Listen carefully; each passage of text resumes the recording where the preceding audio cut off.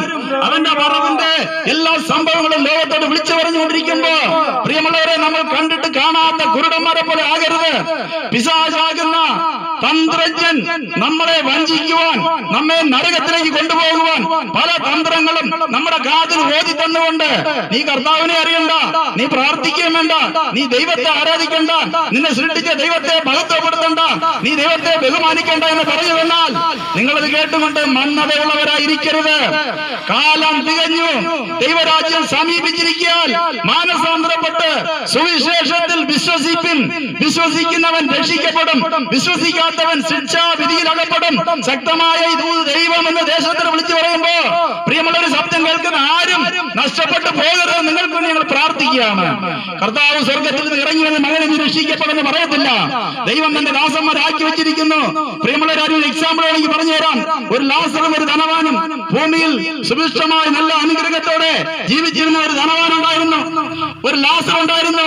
ലാസറാണെങ്കിൽ ആഹാരത്തിന് വഴിയില്ലാതെ യജമാനന്റെ മേജയിൽ നിന്ന് വീഴുന്ന അപ്പക്കഷ്ണങ്ങൾ തിന്ന് തന്റെ ജീവിതം കഴിച്ചവനായിരുന്നു.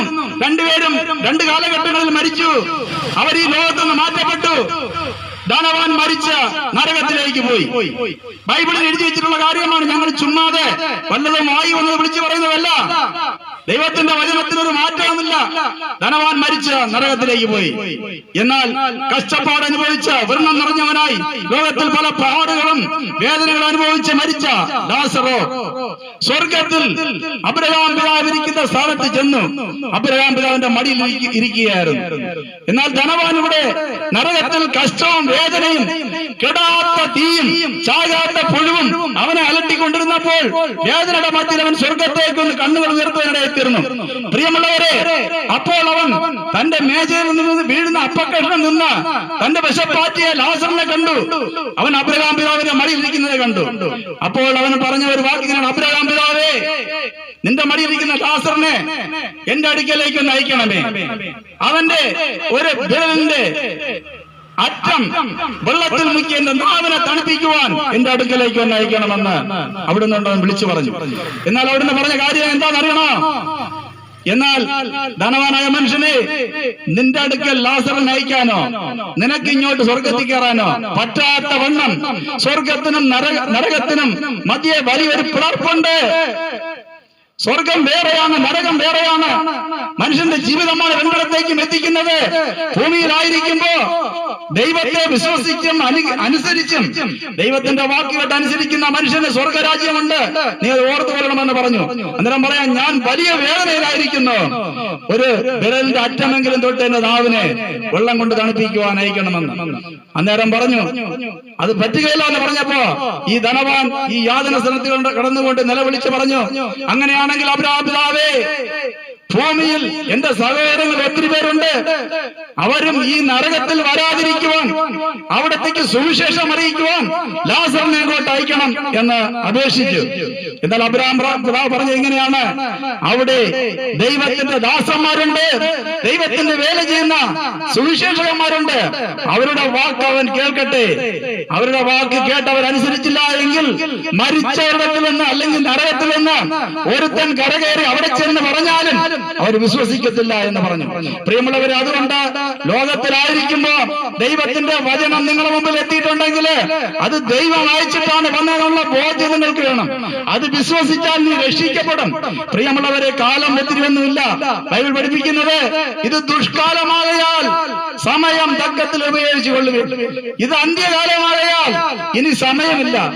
ഒരുങ്ങിക്കൊള്ളുക, മാനസാന്തരപ്പെടുക, ദേശമേ മാനസാന്തരപ്പെടുക, പാപപടികൾ ഉപേക്ഷിക്കുക, ദൈവത്തിന്റെ വചനം അനുസരിക്കുക.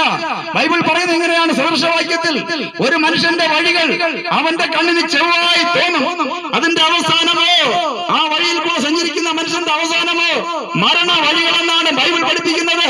നമുക്ക് നന്നായി തോന്നും, തിന്നാം, കുടിക്കാം, ആനന്ദിക്കാം. നാളെ എന്ത് സംഭവിക്കും നമ്മൾ അറിയുന്നില്ലല്ലോ. പ്രിയമുള്ളവരെ, നാളെ സംഭവിക്കാൻ പോകുന്ന ഇത് തന്നെയാണ്. കർത്താവായ യേശു വേഗം വരും.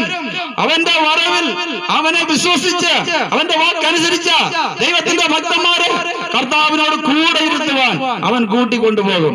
അന്നേരം നിങ്ങൾ കൈവിടപ്പെടരുത്. 10 കന്യകമാർ ഒരുങ്ങിയിരുന്നു മണവാളനെ എതിരേൽക്കുവാൻ. എന്നാൽ 5 പേര് വിളക്കെടുത്തപ്പം എണ്ണ എടുത്തായിരുന്നു. 5 പേര് വിളക്കെടുത്തപ്പോ എണ്ണ എടുത്തില്ല. അത് ഒരുക്കത്തെ കുറിച്ച് കാണിക്കുകയാണ്. പ്രിയമുള്ളവരെ, എണ്ണയെടുത്തവർ മണവാളൻ വന്നപ്പോ തങ്ങളുടെ വിളക്കുകൾ തെളിച്ചു മണവാളനൂടെ മണവറയിൽ കയറി.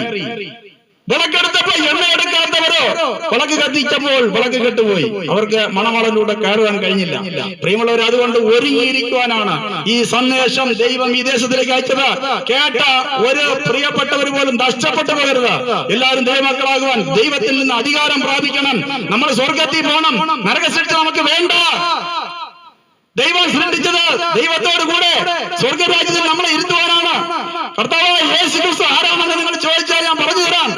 കർത്താവായ യേശുക്രിസ്തു രക്ഷയ്ക്കായി മറ്റൊരു വഴി, രക്ഷയ്ക്കായി ഒറ്റ വഴി മാത്രമേ ഉള്ളൂ.